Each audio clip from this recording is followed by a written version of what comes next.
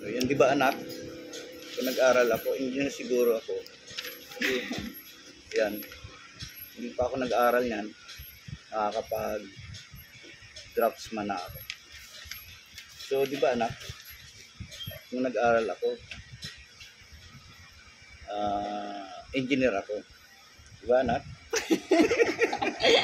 Kayo ba naisip? Nakakaiyak. Minsan naiiyak ako. Pag naalala ko yung mga nagagawa ko ngayon. So, di ba anak?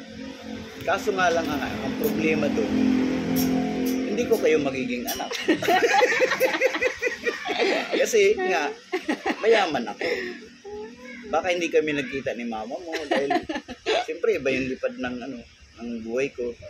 Iba yung lipad ng buhay ng mama mo. So, ito ay talagang preserve talaga na sa akin ang kaloob ng Diyos na maging anak ko kayo, anak. Diba? Ha? Ato sa CTS mo pa ang. Dito sa may koko na. Sino? Happy? Maligo ka na nga. Kaya, yun. Hindi rin kita naging apo. No? What? Kaya minsan guys, naiiyak ako sa mga nangyayari sa buhay ko ngayon. Yung mga blessing sa akin talaga na hindi ako pinabayaan. Mula nung nagbago, binago ko yung sistema ng buhay ko. Kaya, yun, maraming salamat guys at salamat sa Panginoon. At until now, buhay pa rin ako. Going to 60 years old na ako guys. Kasi kung mayaman nga naman ako, hindi kayo magkikita ng nanay niya. Hindi ko sila mga anak, diba? Kaya, yung anak ko, natatawa. Ako naman naiiyak. So yun guys, maraming salamat. Share ko lamang sa inyo. Kaya, pagbutihin nyo po yung pag-aaral para hindi kayo magsising katulad ko. Ako. Maraming salamat po sa mga batang nag-aaral.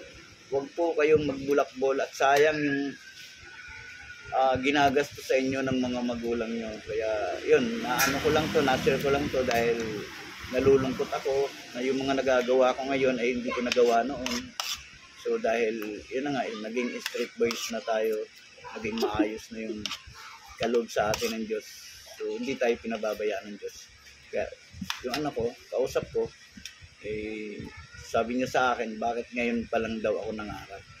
So, tama naman siya. Kaya share ko lang po yan. Kung kayo nag-aaral, tuloy niyo po ang pag-aaral.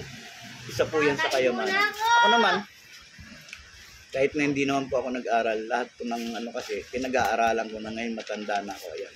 Yung nagiging drawing natin ngayon, ayan. Ayan, Gonzales. Ha? Ayan guys.